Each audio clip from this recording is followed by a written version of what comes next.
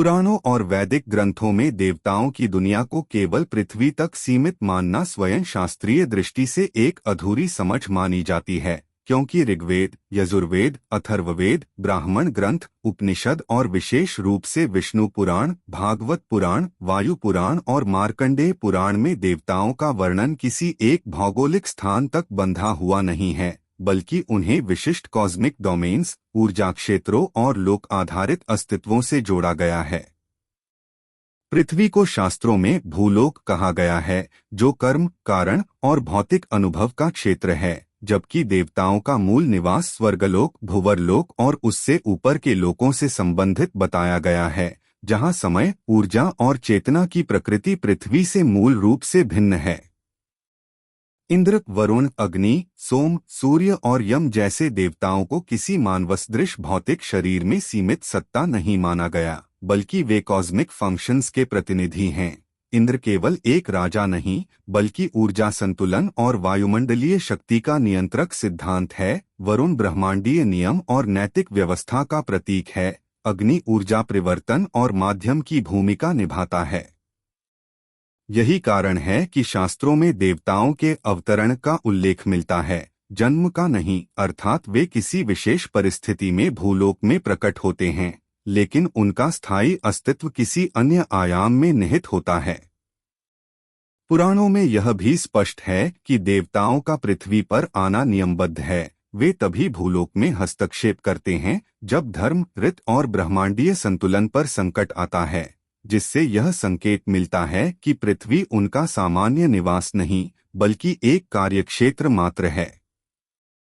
इसके अतिरिक्त देवताओं और मनुष्यों के समय अनुभव में अंतर, उनके जीवन काल की गणना और उनके आवागमन की गति यह दर्शाती है कि वे भिन्न टेम्परल फ्रेमवर्क में अस्तित्व रखते हैं, जो पृथ्वी के समय सिद्धांत से मेल नहीं खाता। ब्रह्मांडीय संरचना के वर्णन में लोकों को ऊर्ध्व और अधोलोकों में विभाजित किया गया है, जहां प्रत्येक लोक की भौतिकता, ऊर्जा घनता और चेतना स्तर अलग है, और देवताओं का स्थान उन लोकों में बताया गया है जहां स्थूल पदार्थ की तुलना में सूक्ष्म ऊर्जा प्रधान है। इस दृष्टि से देवताओं को पृथ्वी के ही किसी गुप्त क्षेत्र या खोई हुई सभ्यता के रूप में देखना शास्त्र सम्मत नहीं है, बल्कि उन्हें एक मल्टीलेयर्ड कॉस्मिक सिस्टम का अंग माना गया है, जहां पृथ्वी केवल एक स्तर है। आधुनिक शब्दावली में यदि कहा जाए तो पुराणों की देवधारणा हमें यह संकेत देती है कि देवता किसी एक ग्रह या भौतिक सतह पर सीमित प्राणी नहीं थे, बल्कि वे ब्रह्मांडीय चेतना, नियम और ऊर्जा संचालन से जुड़े अस्तित्व थे, जिनका पृथ्वी से संबंध कार्यात्मक था, न कि स्थायी निवास का। यही कारण है कि शास्त्रों में देवताओं की दुनिया को ऊपर या दूर नहीं, बल्कि भिन्न अवस्था के रूप में वर्णित किया गया है, जहां स्थान से अधिक महत्वपूर्ण है चेतना, ऊर्जा और समय की प्रकृति, और इसी कारण देवताओं की दुनिया को केवल पृथ्वी तक सीमित मानना शास्त्रीय तथ्यों के विपरीत ठहरता है। पुराणों में ब्रह्मांड की संरचना को किसी सरल आकाश पृथ्वी मॉडल की तरह नहीं, बल्कि एक अत्यंत सुव्यवस्थित, बहुस्तरीय और नियमबद्ध कॉस्मिक सिस्टम के रूप में प्रस्तुत किया गया है, जहां अस्तित्व को लोकों में विभाजित किया गया है और प्रत्येक लोक की अपनी भौतिकता, ऊर्जा घनत्व, चेतना स्तर, समयक्ति और कर्मानुभव की सीमा निर्धारित है। विष्णु पुराण, भागवत पुराण, वायु पुराण, मार्कंडेय पुराण और ब्रह्मांड पुराण में स्पष्ट रूप से बताया गया है कि यह ब्रह्मांड केवल एक पृथ्वी केंद्रित संरचना नहीं है, बल्कि इसे मुख्य रूप से 14 लोकों में बांटा गया है, जिन्हें ऊर्ध्व लोक और अधोलोक के रूप में वर्गीकृत किया जाता है। ऊर्ध्व लोकों में भूलोक, भुवरलोक, स्वर्गलोक, महरलोक, जनलोक, तपलोक और सत्यलोक आते हैं, जबकि अधोलोकों में अतल, वितल, सुतल, तलातल, महातल, रसातल और पाताल सम्मिलित हैं। भूलोक वह स्तर है जहां मनुष्य निवास करता है और जहां स्थूल पदार्थ, कर्म बंधन, जन्म मृत्यु और समय की निरंतर गति का अनुभव होता है, जबकि भुवरलोक को एक मध्यवर्ती क्षेत्र माना गया है जहां सूक्ष्म प्राणी, गंधर्व, अप्सराएं और विभिन्न ऊर्जा सत्ताएं रहती हैं, और जहां पदार्थ की स्थूलता कम तथा ऊर्जा की प्रधानता अधिक है। स्वर्गलोक को केवल सुखभोग का स्थान नहीं बताया गया, बल्कि इसे एक प्रशासनिक और संतुलनकारी लोक के रूप में वर्णित किया गया है, जहां इंद्र और अन्य देवता ब्रह्मांडीय शक्तियों का संचालन करते हैं। महरलोक से ऊपर के लोकों में समय की गति अत्यंत धीमी बताई गई है और वहां निवास करने वाले ऋषि, सिद्ध और ब्रह्मज्ञानी जन्म मृत्यु के सामान्य चक्र से लगभग मुक्त होते हैं, जिससे यह स्पष्ट होता है कि लोकों का विभाजन केवल स्थान के आधार पर नहीं, बल्कि चेतना और समय के स्तर के आधार पर किया गया है। सत्यलोक या ब्रह्मलोक को सृष्टि का सर्वोच्च स्तर माना गया है, जहां ब्रह्मा का निवास बताया गया है और जहां भौतिक समय लगभग अप्रासंगिक हो जाता है। इसी प्रकार अधोलोकों को केवल नकारात्मक या अंधकारमय स्थान मानना भी शास्त्रों की अधूरी व्याख्या है, क्योंकि पुराणों में बताया गया है कि कई अधोलोक अत्यंत उन्नत, संपन्न और ऊर्जा समृद्ध हैं, जैसे सुतल लोक जहां बलि राजा का शासन बताया गया है और जहां की भौतिक सुविधाएं स्वर्ग से भी श्रेष्ठ मानी गई हैं। इसका अर्थ यह है कि लोकों का विभाजन नैतिक श्रेष्ठता या हीनता के आधार पर नहीं, बल्कि ऊर्जा संरचना, चेतना अनुभव और कर्म परिणाम के आधार पर किया गया है। पुराण यह भी स्पष्ट करते हैं कि ये लोक स्थिर नहीं हैं, बल्कि ब्रह्मांडीय चक्र के साथ बदलते रहते हैं। सृष्टि, स्थिति और प्रलय के क्रम में लोकों की संरचना प्रभावित होती है और यही कारण है कि ब्रह्मा के एक दिन और एक रात की अवधारणा दी गई है, जिसमें संपूर्ण लोक व्यवस्था सक्रिय और निष्क्रिय होती है। इस विभाजन से यह तथ्य सामने आता है कि पुराणों का ब्रह्मांड मॉडल किसी एक ग्रह या एक आयामी सोच तक सीमित नहीं है, बल्कि वह एक मल्टीलेयर्ड यूनिवर्स की अवधारणा प्रस्तुत करता है, जहां अलग अलग लोक अलग अलग अस्तित्व स्थितियों का प्रतिनिधित्व करते हैं। आधुनिक भाषा में यदि समझा जाए तो पुराणों का लोक विभाजन हमें यह संकेत देता है कि ब्रह्मांड को केवल भौतिक दूरी से नहीं, बल्कि ऊर्जा आवृत्ति, चेतना स्तर और समयानुभव के आधार पर विभाजित किया गया है और इसी कारण देवता, ऋषि, असुर और मनुष्य एक ही ब्रह्मांड में रहते हुए भी भिन्न भिन्न लोकों में अस्तित्व रखते हैं। इस दृष्टि से पुराणों में लोकों की संरचना कोई प्रतीकात्मक कल्पना नहीं, बल्कि एक संगठित ब्रह्मांडीय मॉडल है, जो यह बताता है कि सृष्टि को समझने के लिए केवल आँखों से दिखने वाले आकाश तक सीमित रहना पर्याप्त नहीं, बल्कि चेतना और ऊर्जा के विभिन्न स्तरों को समझना आवश्यक है।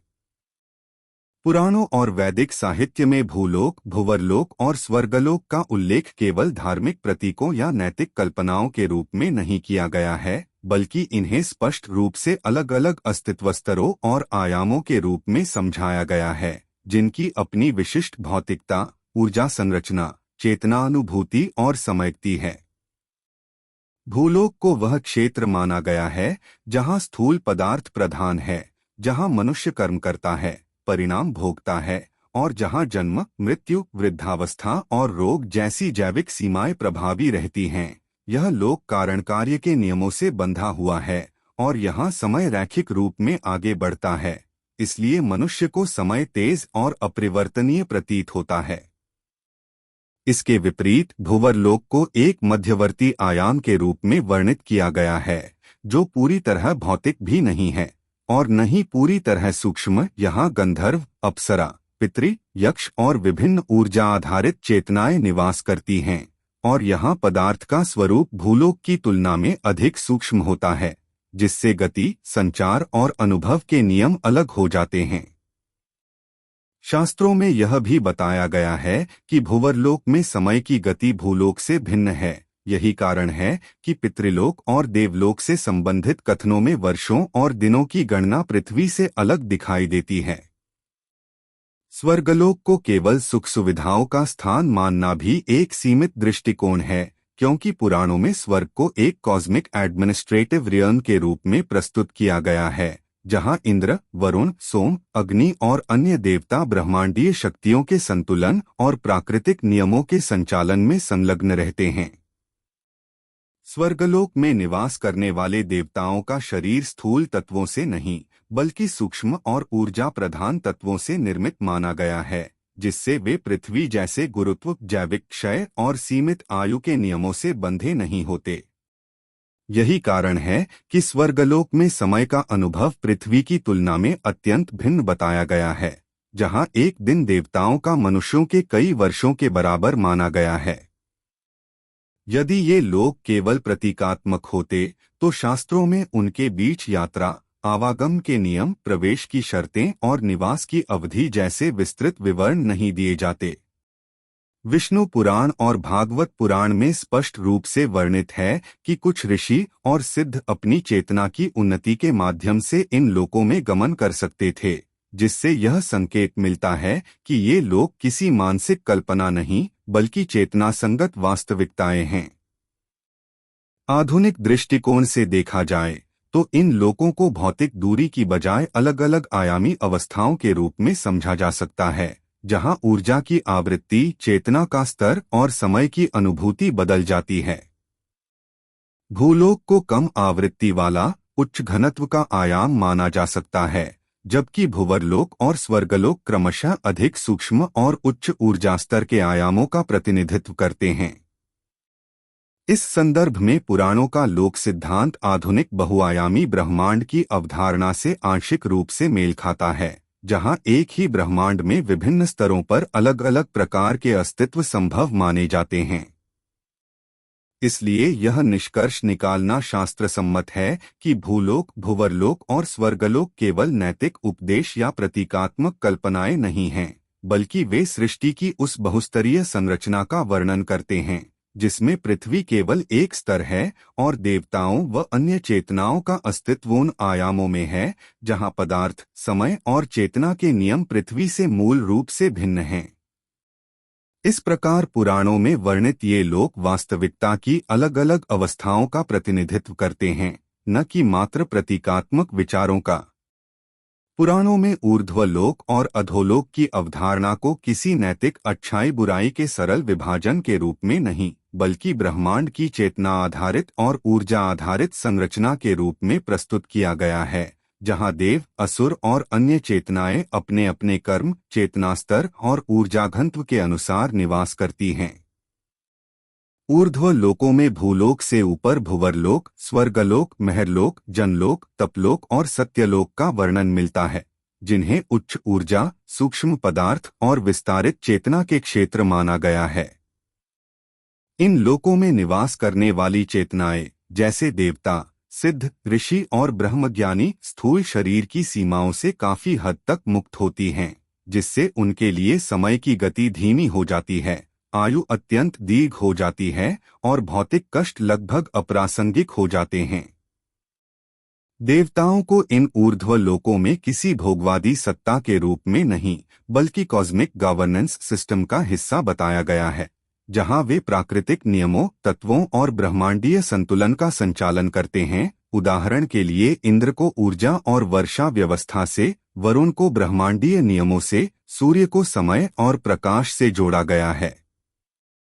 इसके विपरीत अधोलोकों अतल, वितल, सुतल, तलातल, महातल, रसातल और पाताल को केवल अंधकार या दंड का स्थान मानना शास्त्रों की सही व्याख्या है, क्योंकि पुराणों में इन लोकों को अत्यंत उन्नत, संसाधन संपन्न और तकनीकी रूप से विकसित बताया गया है। विष्णु पुराण और भागवत पुराण में स्पष्ट उल्लेख मिलता है कि कई अधोलोकों में निवास करने वाले असुर और नाग अत्यधिक वैभव, विज्ञान सदृश ज्ञान और ऊर्जा नियंत्रण की क्षमता रखते थे, और सुतल लोक को तो स्वर्ग से भी अधिक समृद्ध बताया गया है, जहां बलि राजा का शासन था। इससे यह स्पष्ट होता है कि अधोलोक चेतना की दृष्टि से निम्न नहीं, बल्कि ऊर्जा की दिशा और प्रयोग के दृष्टिकोण से भिन्न है, जहां शक्ति का उपयोग आत्मकेंद्रित या भौतिक प्रभुत्व के लिए अधिक किया जाता है, जबकि ऊर्ध्व लोकों में वही शक्ति संतुलन और संरक्षण के लिए प्रयुक्त होती है। असुरों को भी किसी राक्षसी कल्पना के रूप में नहीं, बल्कि उच्च बुद्धि, तीव्र महत्वाकांक्षा और शक्तिशाली इच्छा शक्ति वाली चेतनाओं के रूप में वर्णित किया गया है, जो तप, साधना और ज्ञान में देवताओं से कम नहीं थे, लेकिन जिनका चेतना दिशा भिन्न थी। यही कारण है कि पुराणों में देवासुर संघर्ष को केवल युद्ध नहीं, बल्कि चेतना और दृष्टिकोण के संघर्ष के रूप में दिखाया गया है, जहां दोनों पक्ष ब्रह्मांडीय ऊर्जा के अलग अलग उपयोग का प्रतिनिधित्व करते हैं। ऊर्ध्व और अधोलोकों के बीच आवागम भी शास्त्रों में संभव बताया गया है, लेकिन यह आवागम भौतिक यात्रा से अधिक चेतना, योग, तप और विशेष नियमों पर आधारित है, जिससे यह स्पष्ट होता है कि ये लोक पृथ्वी के नीचे या ऊपर स्थित किसी स्थानिक क्षेत्र नहीं, बल्कि अलग अलग आयामी अवस्थाएं हैं। आधुनिक दृष्टि से देखें तो ऊर्ध्व लोकों को उच्च ऊर्जा आवृत्ति और निम्न घनत्व वाले आयाम माना जा सकता है, जबकि अधोलोक अपेक्षाकृत उच्च घनत्व और अलग ऊर्जा ध्रुवता वाले आयामों का प्रतिनिधित्व करते हैं। इस प्रकार पुराणों में देव, असुर और अन्य चेतनाओं का निवास किसी नैतिक लेबल पर आधारित नहीं, बल्कि चेतना स्तर, ऊर्जा प्रयोग और ब्रह्मांडीय भूमिका पर आधारित है, जिससे यह निष्कर्ष निकलता है कि ऊर्ध्वलोक और अधोलोक ब्रह्मांड के दो विपरीत लेकिन समान रूप से वास्तविक पहलू हैं, और दोनों मिलकर सृष्टि के संतुलन, विकास और निरंतरता को संभव बनाते हैं। पुराणों और वैदिक ग्रंथों में इंद्र, वरुण, अग्नि और यम को केवल मानवीय रूप में कल्पित देवता नहीं माना गया है, बल्कि उन्हें स्पष्ट रूप से विशिष्ट कॉस्मिक जोन्स, प्राकृतिक शक्तियों और ब्रह्मांडीय कार्यक्षेत्रों से जुड़ी चेतन सत्ताएं बताया गया है, जिनकी भूमिका पृथ्वी तक सीमित नहीं थी। ऋग्वेद में इंद्र को केवल स्वर्ग का राजा नहीं, बल्कि वायुमंडलीय ऊर्जा, विद्युत शक्ति, वर्षाचक्र और संतुलनकारी बल के नियंत्रक सिद्धांत के रूप में वर्णित किया गया है, जिससे यह संकेत मिलता है कि इंद्र का कार्यक्षेत्र उस कॉस्मिक जोन से संबंधित है जहां ऊर्जा का प्रवाह, जलवायु और प्राकृतिक संतुलन नियंत्रित होता है, न कि केवल किसी एक लोक या स्थान से।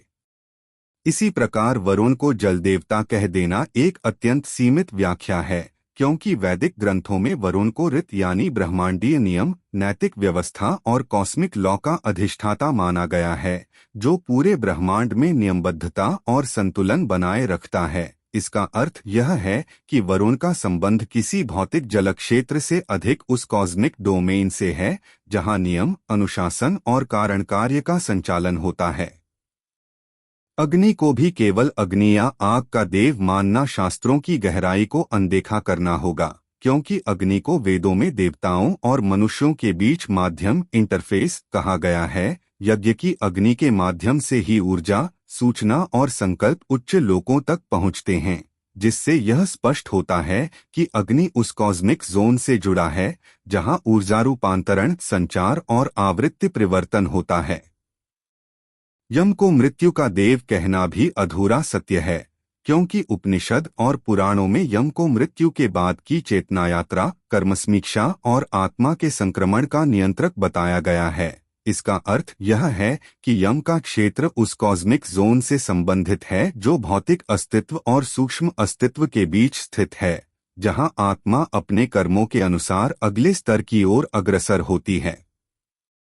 इन चारों देवताओं की भूमिकाएं स्पष्ट रूप से यह दर्शाती हैं कि वे पृथ्वी के किसी सीमित भूभाग या लोक से बंधे हुए नहीं थे, बल्कि वे ब्रह्मांड के अलग अलग फंक्शनल जोन्स का प्रतिनिधित्व करते थे। इंद्र ऊर्जा और संतुलन का, वरुण नियम और नैतिक व्यवस्था का, अग्नि संचार और रूपांतरण का, और यम चेतना परिवर्तन और समय सीमा का।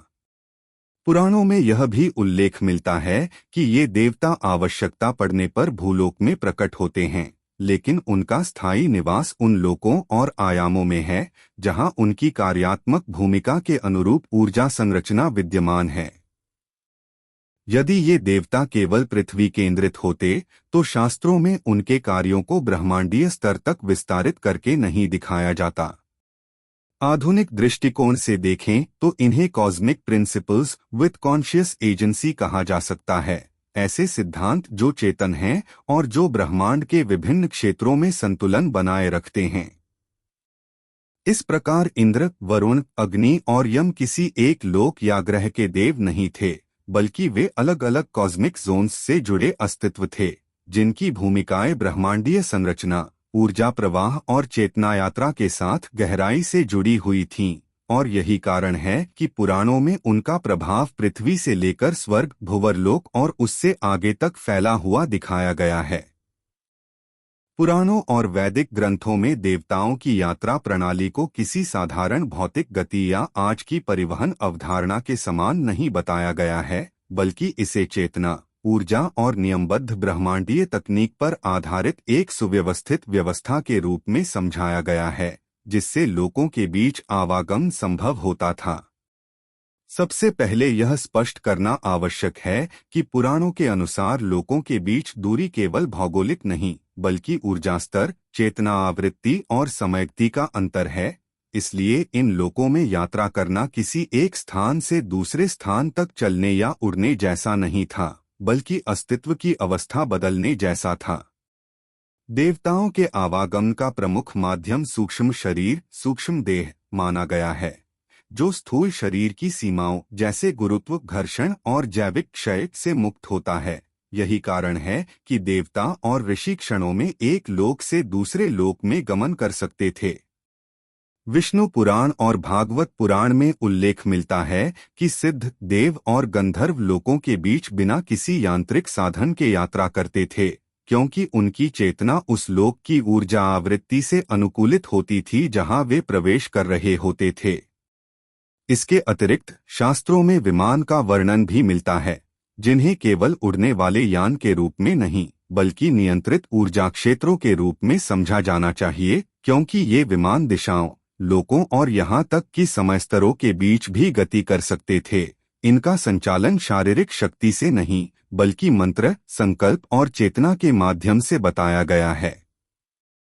देवताओं की यात्रा में अग्नि की भूमिका भी महत्वपूर्ण मानी गई है, क्योंकि अग्नि को ऊर्जा रूपांतरण और संचार का माध्यम कहा गया है। यज्ञ की अग्नि के द्वारा देवताओं को आमंत्रित करने की अवधारणा इस बात का संकेत है कि अग्नि विभिन्न लोकों के बीच एक प्रकार का इंटरफेस प्रदान करती थी।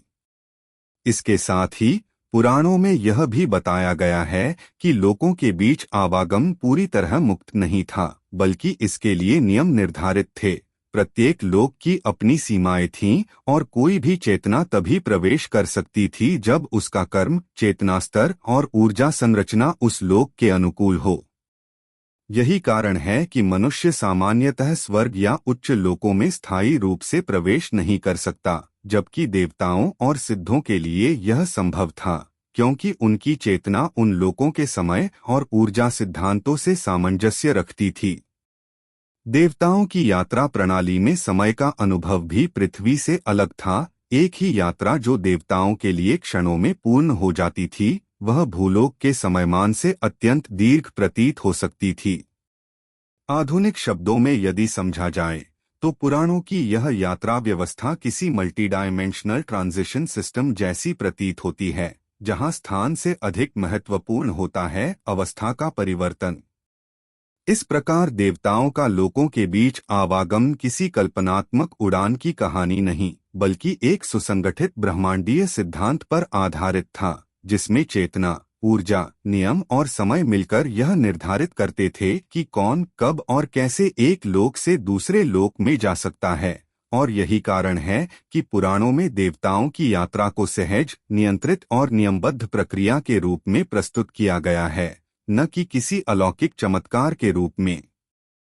पुराणों में वर्णित लोक व्यवस्था को यदि गहराई से, शाब्दिक आस्था से हटकर संरचनात्मक और वैचारिक दृष्टि से देखा जाए, तो यह स्पष्ट संकेत देती है कि यह अवधारणा किसी साधारण भौगोलिक या ग्रहाधारित मॉडल से कहीं आगे जाकर मल्टीडायमेंशनल वर्ल्ड्स जैसी सोच प्रस्तुत करती है, जहां एक ही ब्रह्मांड में अस्तित्व के अनेक स्तर सहअस्तित्व में रहते हैं।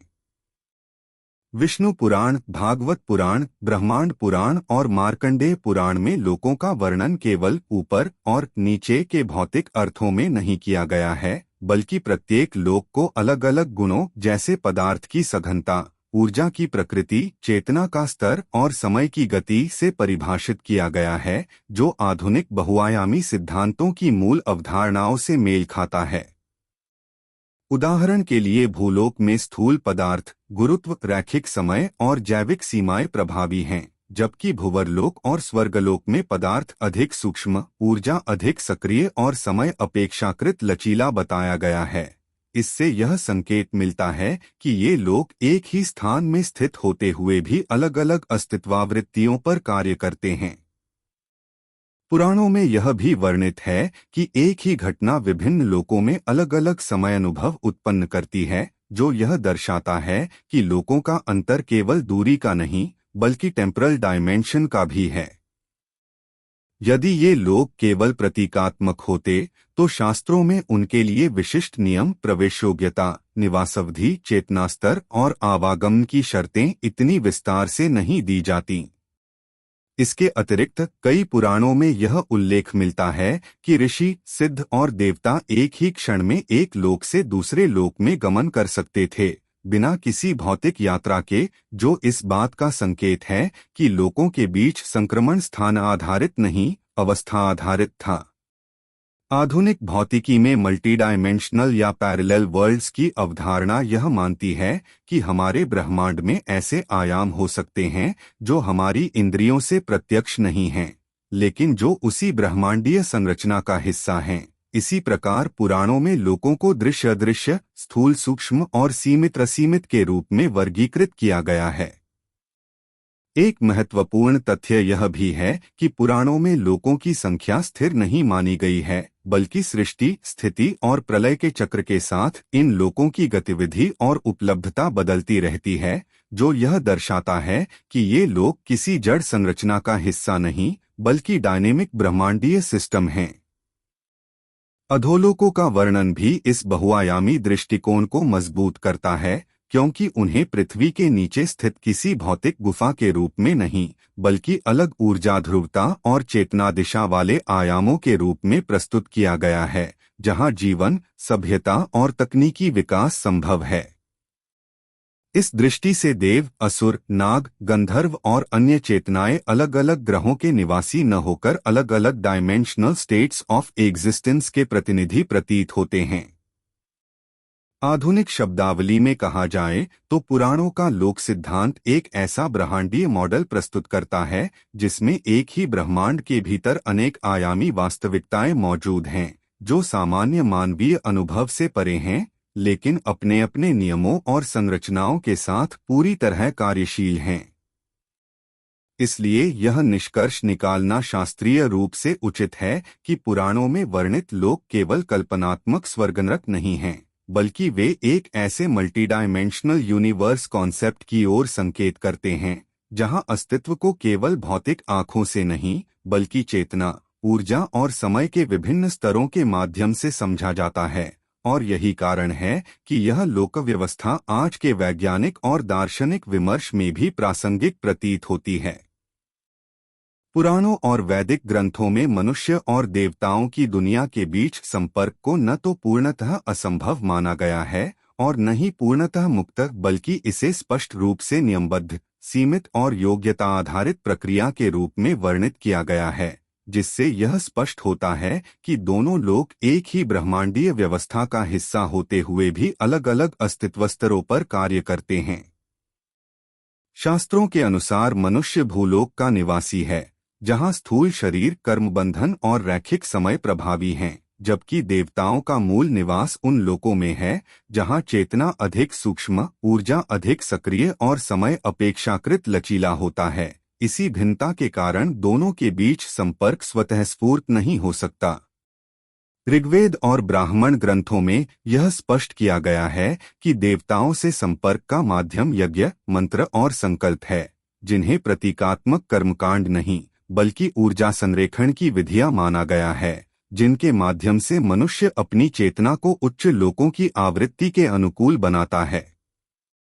यही कारण है कि शास्त्रों में कहा गया है कि देवताओं को बुलाया नहीं जाता, बल्कि उनके लिए अनुकूल परिस्थिति निर्मित की जाती है।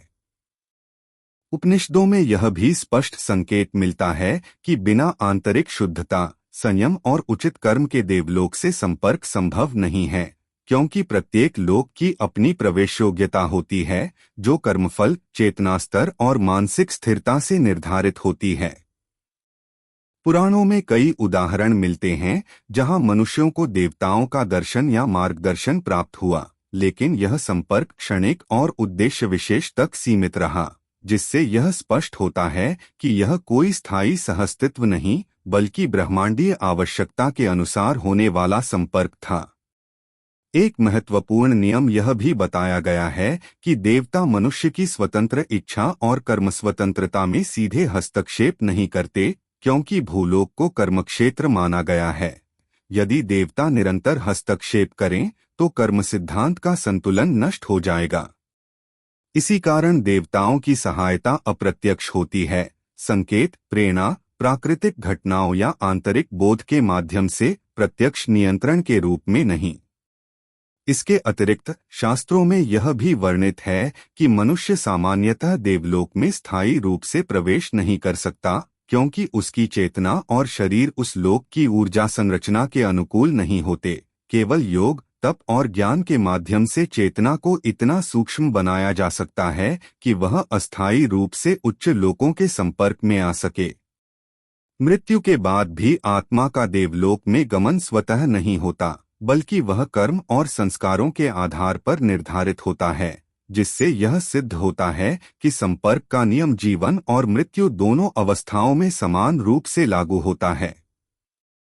आधुनिक दृष्टिकोण से देखें तो यह व्यवस्था किसी क्रॉस डायमेंशनल इंटरैक्शन प्रोटोकॉल जैसी प्रतीत होती है, जहां अलग अलग आयामी स्तरों के बीच संपर्क तभी संभव है जब दोनों पक्षों के बीच ऊर्जा, सूचना और चेतना का संतुलन स्थापित हो।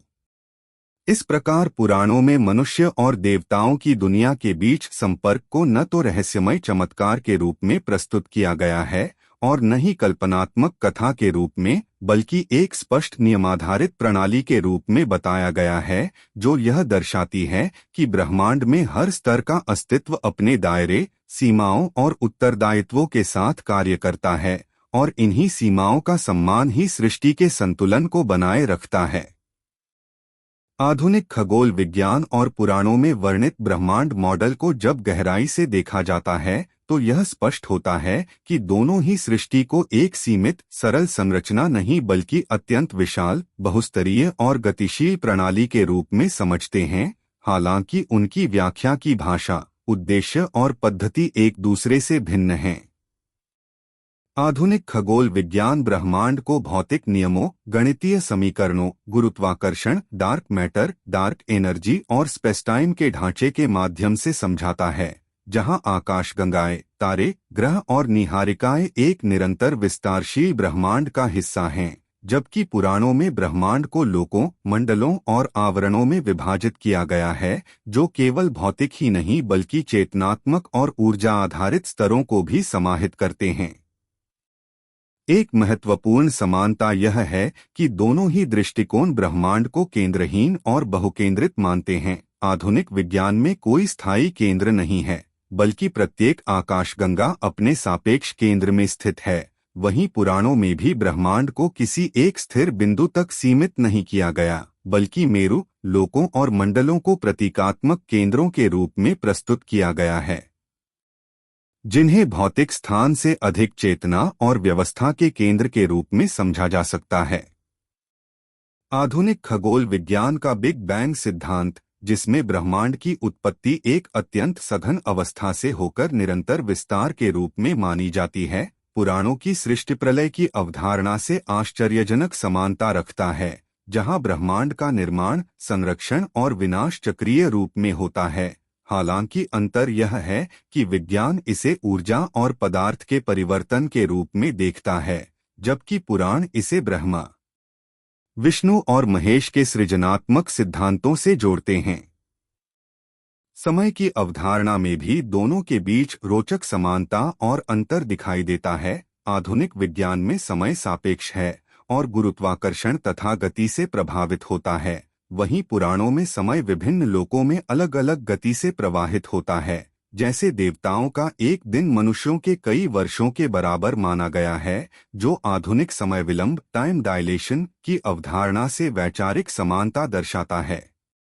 भले ही उसकी व्याख्या आध्यात्मिक रूप में की गई हो। अंतर यह भी है कि आधुनिक खगोल विज्ञान केवल उस ब्रह्मांड को स्वीकार करता है जिसे उपकरणों और गणनाओं से मापा जा सके, जबकि पुराणों का ब्रह्मांड मॉडल दृश्य और अदृश्य दोनों स्तरों को समान रूप से वास्तविक मानता है, जहां चेतना, कर्म और ऊर्जा भी उतनी ही महत्वपूर्ण भूमिका निभाते हैं जितनी पदार्थ और प्रकाश। ग्रहों और तारों के संदर्भ में आधुनिक विज्ञान उन्हें भौतिक पिंड मानता है, जबकि पुराणों में ग्रहों को केवल खगोलीय वस्तु नहीं बल्कि चेतन प्रभावक शक्तियों के रूप में देखा गया है, जो मानव जीवन और प्रकृति पर सूक्ष्म प्रभाव डालते हैं। इसके अतिरिक्त आधुनिक विज्ञान अभी भी ब्रह्मांड की अंतिम सीमा, पूर्ण संरचना और अन्य आयामों को लेकर शोध की अवस्था में है। वहीं पुराण पहले से ही ब्रह्मांड को बहुब्रह्मांडीय ढांचे के रूप में प्रस्तुत करते हैं, जहां असंख्य ब्रह्मांड एक साथ अस्तित्व में हैं। इस प्रकार समानता यह है कि दोनों ही ब्रह्मांड को अत्यंत विशाल, जटिल और नियमबद्ध मानते हैं, जबकि अंतर यह है कि आधुनिक खगोल विज्ञान का दृष्टिकोण विशुद्ध रूप से भौतिक और प्रेक्षण आधारित है, और पुराणों का मॉडल प्रतीकात्मक, आध्यात्मिक और चेतना केंद्रित है। फिर भी दोनों को साथ रखकर देखने पर यह स्पष्ट होता है कि मानव सभ्यता अलग अलग युगों में अलग अलग भाषाओं और साधनों के माध्यम से उसी एक महान प्रश्न को समझने का प्रयास कर रही है। यह ब्रह्मांड क्या है, कैसे बना है और इसमें हमारा स्थान क्या है? यह प्रश्न कि क्या देवताओं की दुनिया आज भी अस्तित्व में है, तभी तथ्य आधारित बनता है जब इसे आस्था, प्रतीक और आधुनिक ज्ञान तीनों के संतुलन में समझा जाए। पुराणों, उपनिषदों और वैदिक साहित्य में देवताओं की दुनिया को किसी एक भौतिक ग्रह या पृथ्वी समान स्थान के रूप में नहीं, बल्कि विशिष्ट लोकों, चेतना स्तरों और ऊर्जा क्षेत्रों के रूप में वर्णित किया गया है, जहां अस्तित्व का आधार स्थूल शरीर नहीं बल्कि सूक्ष्म और कारण शरीर होता है। आधुनिक विज्ञान के दृष्टिकोण से देखा जाए तो आज तक ऐसा कोई प्रत्यक्ष खगोलीय प्रमाण नहीं मिला है जो देवताओं के लोकों को भौतिक ग्रहों की तरह दर्शा सके, लेकिन विज्ञान स्वयं यह स्वीकार करता है कि ब्रह्मांड का अधिकांश भाग डार्क मैटर, डार्क एनर्जी और ऐसे आयामों से बना है जिन्हें हम न तो देख सकते हैं और न ही सीधे अनुभव कर सकते हैं। यह तथ्य इस संभावना को खुला छोड़ता है कि अस्तित्व के ऐसे स्तर हो सकते हैं जो हमारी इंद्रियों और वर्तमान तकनीक से परे हों। पुराणों में देवताओं को अमर नहीं बल्कि दीर्घायु और उच्च चेतना वाले प्राणी माना गया है, जो समय को अलग गति से अनुभव करते हैं। आधुनिक भौतिकी में समय की सापेक्षता इस विचार को पूरी तरह असंभव नहीं ठहराती, बल्कि यह दिखाती है कि समय सभी जगह समान नहीं चलता। इसके अतिरिक्त कई प्राचीन ग्रंथों में यह स्पष्ट संकेत मिलता है कि देवताओं और मनुष्यों के बीच संपर्क नियमबद्ध था और समय के साथ यह संपर्क सीमित होता गया, विशेषकर कलयुग में, जहां मानव चेतना को अधिक भौतिक और कम सूक्ष्म बताया गया है। यह तथ्यात्मक रूप से महत्वपूर्ण है कि जैसे जैसे मानव सभ्यता तकनीकी रूप से आगे बढ़ी, वैसे वैसे सूक्ष्म अनुभवों, ध्यान, योग और चेतना अनुसंधान में भी वैज्ञानिक रुचि बढ़ी है, जिससे यह स्पष्ट होता है कि वास्तविकता केवल भौतिक पदार्थ तक सीमित नहीं है। अतः निष्कर्ष यह नहीं निकलता कि देवताओं की दुनिया आज उसी रूप में मौजूद है जैसा प्राचीन कथाओं में वर्णित है, बल्कि यह अधिक तथ्यसंगत प्रतीत होता है कि यदि ऐसा कोई अस्तित्व है तो वह भौतिक नहीं बल्कि आयामिक, चेतनात्मक और ऊर्जा आधारित स्तर पर होगा, जिसे नकारा नहीं जा सकता, परंतु वर्तमान विज्ञान द्वारा पूर्ण रूप से सिद्ध भी नहीं किया जा सकता। इस प्रकार देवताओं की दुनिया का अस्तित्व एक पूर्ण अस्वीकृति या अंध स्वीकृति का विषय नहीं, बल्कि एक खुला प्रश्न है जो यह दर्शाता है कि मानव ज्ञान अभी भी ब्रह्मांड की वास्तविक गहराइयों को समझने की प्रक्रिया में है, और संभव है कि भविष्य में विज्ञान और चेतना अध्ययन मिलकर उन क्षेत्रों पर प्रकाश डालें जिन्हें आज केवल पुराणों की भाषा में समझा जाता है।